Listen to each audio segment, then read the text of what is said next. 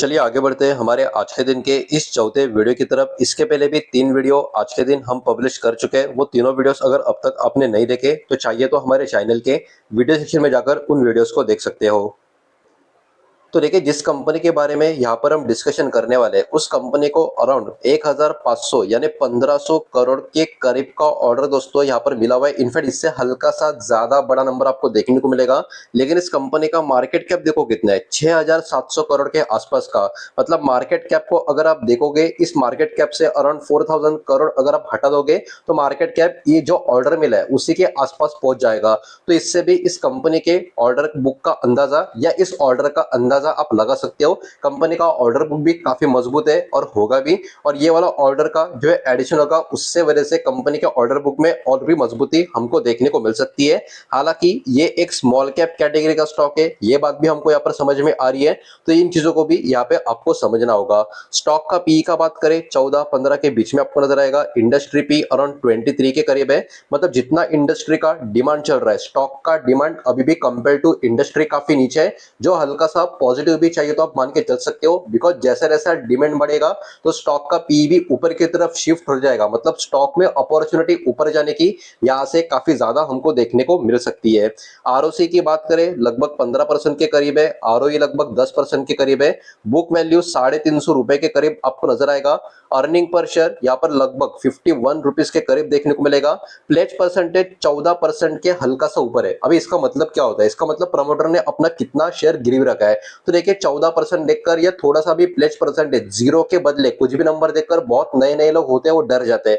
तो डरना बिल्कुल भी नहीं है। कभी कभी कंपनी के जो प्रमोटर्स है उनको अपने शेयर मजबूरी में या किसी ना किसी कारण गिरवी रखना पड़ सकता है। और 14.2% का मतलब क्या होता है कि कंपनी के जो प्रमोटर है उन्होंने अपने हर 100 शेयर्स के ऊपर 14 शेयर्स गिरवी रखे, जिसमें मुझे लगता नहीं कि आपको डरने की, पैनिक होने की कोई भी बात होनी चाहिए। उसके अलावा डेप्ट टू इक्विटी की बात करें अराउंड 1.88 का नजर आ रहा है। मतलब इस कंपनी के ऊपर कर्जा है, थोड़ा सा ऊपर की तरफ है कर्जा। तो ये बात भी देखने वाली होती है कि कंपनी उस कर्जे को किस तरीके से हैंडल कर रही है, किस तरीके से एडजस्ट कर रही है। अब देखिए कंपनी का कर्जा देखकर अगर आपको टेंशन आ रहा है तो ज्यादा पैनिक होने का मुझे लगता नहीं जरूरत है। बिकॉज कंपनी का जो टोटल असेट है वो अराउंड 20,000 करोड़ के करीब है। मतलब इस कंपनी का असेट तो काफी मजबूत है। इतना ही नहीं, फेस वैल्यू भी 10 का नजर आ रहा है। मतलब भविष्य में अगर कभी स्टॉक स्प्लिट देने का एक अनाउंसमेंट मैनेजमेंट की तरफ से आया भी तो स्प्लिट भी काफी बड़ा मिल सकता है। बिकॉज फेस वैल्यू 10 का देखने को मिल रहा है। तो अभी चलिए आगे बढ़ते हैं और इस ऑर्डर में क्या क्या इंक्लूडेड है, ऑर्डर कितना बड़ा है, किससे मिला है, क्या क्या होने वाला है, मैं सब कुछ आपको एकदम डिटेल में बताने वाला हूं। तो हो सके तो वीडियो के साथ अंत तक बने रहिएगा। तो स्टॉक का नाम यहाँ पर आप देख सकते हो, दिलीप बिल्डकॉन। ये कंपनी के बारे में दोस्तों यहाँ पर हम डिस्कशन करने वाले हैं। बिकॉज ये कंपनी ओवरऑल अगर आप देखोगे तो ये बीएसई स्मॉल कैप इंडेक्स की कंपनी आपको देखने को मिलेगी। सिविल कंस्ट्रक्शन कैटेगरी की ये वाली कंपनी आपको नजर आएगी, या सेक्टर क्या बोल लो, ये कंपनी नजर आएगी। तो स्टॉक का नाम यहाँ पर आपको देखने को मिल चुका है। अब इसके बारे में जो प्रोजेक्ट का अपडेट, डील का अपडेट, ऑर्डर का अपडेट जो आता हुआ नजर आ रहा है, तो आप देख सकते हो कंपनी ने यहाँ पर अनाउंस किया है सैटरडे को। सैटरडे मतलब क्या? आज। तो आज की तारीख क्या है? 2 अगस्त 2025 शनिवार का दिन है। और शनिवार रविवार सभी को पता है मार्केट बंद होता है। तो ये खबर फ्राइडे मार्केट बंद होने के बाद एक्टिव हो चुकी है। तो इतनी बड़ी खबर का इंपैक्ट हो सकता है सोमवार को जब बाजार खोले इस स्टॉक में काफी पॉजिटिविटी हमको देखने को मिले। तो company announce on Saturday that it has been declare. ठीक है, ऐसा नहीं कि शायद से डिक्लेयर होगा या नहीं होगा। यह अनाउंसमेंट किया है कि कंपनी को डिक्लेयर किया गया है लोएस्ट बिडर के रूप में for a major metro rail construction project in Gurugram metro rail. तो यहाँ पर ये मेट्रो रेल से कनेक्टेड प्रोजेक्ट इनको मिल चुका है, लोएस्ट बिडर इसमें साबित हो चुके हैं। ये क्लियर कट इन्होंने, मतलब कंपनी की तरफ से जो अनाउंसमेंट आ चुका है उसमें इन्होंने डिक्लेयर किया है। तो ये कोई अफवाह नहीं है, एक रियल खबर आपको यहाँ पर देखने को मिल रही है जिसमें कंपनी ने खुद ने ही इसका अनाउंसमेंट कर दिया है।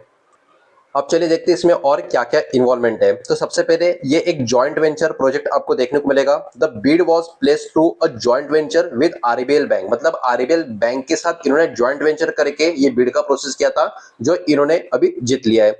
प्रोजेक्ट का वैल्यू की बात करें, जो ऑर्डर साइज है तो आप देख सकते हो 1503 करोड़ के करीब का प्रोजेक्ट है, जो हमने पहले भी यहाँ पर देख लिया है। अभी इस प्रोजेक्ट में काम क्या क्या होने वाला है यही सबसे बड़ी बात है। और ये काम कितना टाइम पीरियड का है ये और इंपॉर्टेंट है, क्योंकि 1 महीने का काम होगा तो ऑब्वियस सी बात है छोटा टाइम पीरियड होगा, वैल्यू जरूर बड़ी होगी लेकिन काम का ड्यूरेशन काफी छोटा होता है। लेकिन एक्चुअली इसका ड्यूरेशन भी काफी लंबा है, जो मैं अभी आपको बताने वाला हूँ। तो इसमें ये लोग क्या करेंगे, build a viaduct elevated bridge, जिसको हम बोलते हैं ये बनाने वाले ब्रिज बनाने वाले कहाँ से, from Millennium City Centre to Dwarka Expressway via sector 9। अभी जो लोग द्वारका साइट के हैं उनको शायद से पता होगा ये कौन सा एरिया है, मुझे इतना नहीं पता, लेकिन मिलेनियम सिटी सेंटर से लेके द्वारका एक्सप्रेसवे वाया सेक्टर 9 के थ्रू ये लगभग 2 किलोमीटर लंबा एक ब्रिज होगा, एलिवेटेड ब्रिज होगा, ये वहां पर ये बनाएंगे, ये बात इन्होंने बोली है। Build 14 elevated station along the route, और इसी रूट के करीब या कोई तो एक रूट के करीब 14 एलिवेटेड स्टेशन भी ये बनेंगे। आई थिंक इसी रूट के करीब बनेंगे, बिकॉज ऑब्वियस सी बात है मेट्रो से कनेक्टेड प्रोजेक्ट आपको देखने को मिल रहा है, तो 14 स्टेशन भी ये खुद ही बनाने वाले हैं, ठीक है। Construct a ramp leading to a depot at centre 33, metro का जो कारशेड होता है, जो डेपो जिसको हम बोलते हैं, तो पर्टिकुलरली उसके लिए जो रैंप होगा ये भी वो बनाते हुए आपको नजर आएंगे। सेक्टर 33, आई थिंक जो लोग वहां पर रहते हैं उनको इसके बारे में पता होगा, बिकॉज कुछ कुछ राज्यों में सेक्टर वगैरह का बहुत कुछ रहता है। यहाँ पर मुंबई में मैंने तो अब तक कभी ऐसा सुना नहीं है। तो सेक्टर 33 के इसमें ये कंस्ट्रक्शन करेंगे रैंप लीडिंग का डेपो का। उसके बाद आगे और क्या क्या इस पर्टिकुलर प्रोजेक्ट में, कंस्ट्रक्ट एंड अंडरपास, एक अंडरपास भी बनाएंगे, excluding pre engineering building and architecture finishing work. इसमें ये सब नहीं होगा, क्या नहीं होगा, प्री इंजीनियरिंग बिल्डिंग नहीं होंगे, आर्किटेक्चर फिनिशिंग वर्क नहीं होंगे, तो ये पर्टिकुलरली चीज इसमें होंगे नहीं, लेकिन एक अंडरपास ये यहाँ पर बनेंगे, ये बात इन्होंने यहाँ पर बोल के रखी है। Additional construction work on the Gurugram metro corridor from Millennium City Central to Cyber City, ये एडिशनल काम मेट्रो का ये बनाएंगे। और इसका भी जो पर्टिकुलर फ्रॉम मतलब स्टार्ट टू एंड पॉइंट क्या होगा इस काम का, मिलेनियम सिटी सेंटर से लेके साइबर सिटी, जो लगभग 27 किलोमीटर का एक पर्टिकुलर लेंथ है, इतना लंबा ये काम होंगे, और इसमें 27 स्टेशन होंगे। तो एक्चुअली ये वाला बहुत बड़ा एक पर्टिकुलर आप बोल सकते हो वर्क आपको देखने को मिलेगा इस प्रोजेक्ट का। Will be build as part of the project, मतलब ये भी इसी प्रोजेक्ट का पार्ट है। तो ये एक्चुअली पहला जो करने वाले जो एक्सप्रेसवे जो वाला था उससे बड़ा ये वाला लेंथ है, तो दोनों मिलाकर काफी बड़ा प्रोजेक्ट इनको ये मिल चुका है। आगे और भी डेटा देखते हैं, प्लीज वीडियो को लाइक कर देना, वीडियो को शेयर कर देना, पहली बार चैनल पे आ चुके हो तो चैनल को सब्सक्राइब भी जरूर कर देना। अब देखिए प्रोजेक्ट का टाइम कितना है, project must be completed in 30 months, मतलब लगभग 2.5 साल का ये प्रोजेक्ट इनको मिला हुआ है। तो ये मीडियम से लेके लॉन्ग टर्म में कैलकुलेट होता है, जो ऑब्वियस सी बात है काफी अच्छी बात हम मान के चलेंगे। अब स्टॉक प्राइस का इंपैक्ट अगर आप देखोगे फ्राइडे का, तो स्टॉक 5% की गिरावट में 458 के आसपास क्लोज हुआ था। मतलब यहाँ पर ये पर्टिकुलर की चीज की पॉसिबिलिटी काफी ज्यादा है कि कंपनी ने अभी जो है अनाउंसमेंट जो किया है ये कहीं ना कहीं पॉजिटिवली इंपैक्ट कर सकता है स्टॉक के प्राइस के ऊपर। जब मंडे मार्केट खुलेगा कहीं ना कहीं ये काफी बड़ा कॉन्ट्रैक्ट जो इनको मिला हुआ है यही इसके पीछे का बड़ा कारण है, बिकॉज शुक्रवार में स्टॉक में काफी बड़ी गिरावट, काफी बड़ा क्रैक हमको देखने को मिला था। अब चलिए आगे बढ़ते हैं, कंपनी के जो क्वार्टर के नंबर भी आ चुके हैं उसको भी बस एक बार देख लेते हैं। यहाँ पर कंसोलिडेटेड फिगर जो होंगे वही यहाँ पर हम चेक करने वाले हैं। तो सबसे पहले जून क्वार्टर के नंबर की बात करें, 271 करोड़ के आसपास का कंपनी का प्रॉफिट था जून क्वार्टर में, और मार्च क्वार्टर को कंपेयर करेंगे तो 277 करोड़ के आसपास का इनका प्रॉफिट था, सब कुछ काट छट के। मतलब 3 महीने के नंबर बहुत खराब नहीं आए, लेकिन बहुत अच्छे भी बोल नहीं सकते, बिकॉज 3 महीने पहले कंपनी का परफॉर्मेंस बेहतर था। तो क्वार्टर ऑन क्वार्टर 3 महीने में कंपनी का प्रॉफिट हल्का सा कम हो चुका है, लॉस नहीं है, प्रॉफिट हल्का सा कम हो चुका है, इस बात को आपको समझना होगा। जून की बात करें पिछले साल इसी क्वार्टर में 140 करोड़ के आसपास का प्रॉफिट था, और वहां से नंबर कहां पर है, 271 करोड़ के आसपास। मतलब एक साल में आउटस्टैंडिंग परफॉर्मेंस इनका देखने को मिल रहा है, लेकिन 3 महीने में थोड़ा सा प्रॉफिट पीछे रह गया है। प्रॉफिट एंड लॉस स्टेटमेंट की बात करें, यहाँ पर भी कंसोलिडेटेड नंबर्स होंगे, वही हम चेक करेंगे। तो यहाँ पर आप देख सकते हो, आपको दिखाई दे रहा होगा 2014 से लेके मार्च 2025 तक, यहां तक मैं आपको बताऊंगा। ये लास्ट वाला ट्रेडिंग 12 मंथ का नंबर होता है जो मैं आपको नहीं बताऊंगा, बिकॉज वो कैसा होता है कि वो फ्लक्चुएट होते रहता है, बिकॉज यहाँ पर उसके हिसाब से पिछले 12 महीने का नंबर डायरेक्टली लिया जाता है, तो उसको हम चेक नहीं करेंगे। लेकिन पिछले 10 साल में कंपनी का परफॉर्मेंस कैसा है उसको जरा यहाँ पर फटाफट देख लेते हैं। तो आप देख सकते हो 2014 से लेके 2025 तक का परफॉर्मेंस, तो कंपनी का लॉस सिर्फ और सिर्फ एक बार इस साल होता हुआ आपको नजर आएगा, और वो भी मात्र 1 करोड़ के करीब का लॉस, ठीक है। उसके अलावा एवरी ईयर कंपनी का प्रॉफिट आपको देखने को मिलेगा, माफ कीजिएगा, यहाँ पर भी कंपनी का एक लॉस है 550 करोड़ के करीब का, काफी बड़ा लॉस है। और इस बड़े लॉस के बाद अगले साल कंपनी का लॉस सिर्फ 1 करोड़ का था, मतलब यहाँ पर भी कमबैक काफी बड़ा है, आपको समझना होगा।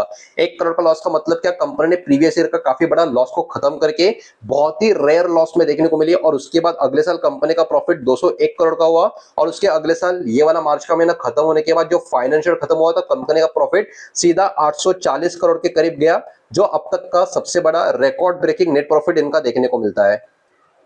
तो देखिए लॉन्ग टर्म में अगर आप कंपनी को देख रहे हो, समझ पा रहे हो नंबर्स को देख के, तो आपको समझना होगा कंपनी लॉन्ग टर्म में एक प्रॉफिटेबल कंपनी है। बीच में बस 2 साल कंपनी के थोड़े से खराब गए थे बीच जिसमें लॉस का, लेकिन कंपनी का प्रॉफिट का स्ट्रक्चर अगर आप देखोगे तो प्रॉफिट काफी ज्यादा ऊपर नीचे हो रहा है। और जब किसी भी स्टॉक में प्रॉफिट इतना ज्यादा फ्लक्चुएट होते रहता है, हर साल ऊपर जाता है नीचे आता है, कभी कभी 2 साल ऊपर जाके 2 साल फिर से नीचे आता है, तो ऐसे में स्टॉक अच्छा परफॉर्म नहीं कर पाता। अच्छा परफॉर्म का मतलब क्या, एक कंसिस्टेंसी जो ऐसी होनी चाहिए वो होती नहीं है स्टॉक की। क्या होता है, ऐसा स्टॉक ऊपर जाकर फिर नीचे आता है, फिर ऐसा ऊपर जाकर फिर नीचे आता है, ये सब चलते रहते हैं, तो स्टॉक में प्रॉपर रिटर्न लॉन्ग टर्म में बनता नहीं है। बिकॉज स्टॉक का जो फाइनेंशियल नंबर है वही हमको बता रहे हैं कि स्टॉक में काफी अप्स एंड डाउन हमको देखने को मिल रहा है। तो अगर आप लॉन्ग टर्म के हिसाब से स्टॉक को सोचोगे, थोड़ा बहुत आपको स्टॉक निराश कर सकता है, लेकिन ओवरऑल लॉन्ग टर्म में कंपनी प्रॉफिटेबल है, ये बात भी यहाँ से समझ में आ जाती है।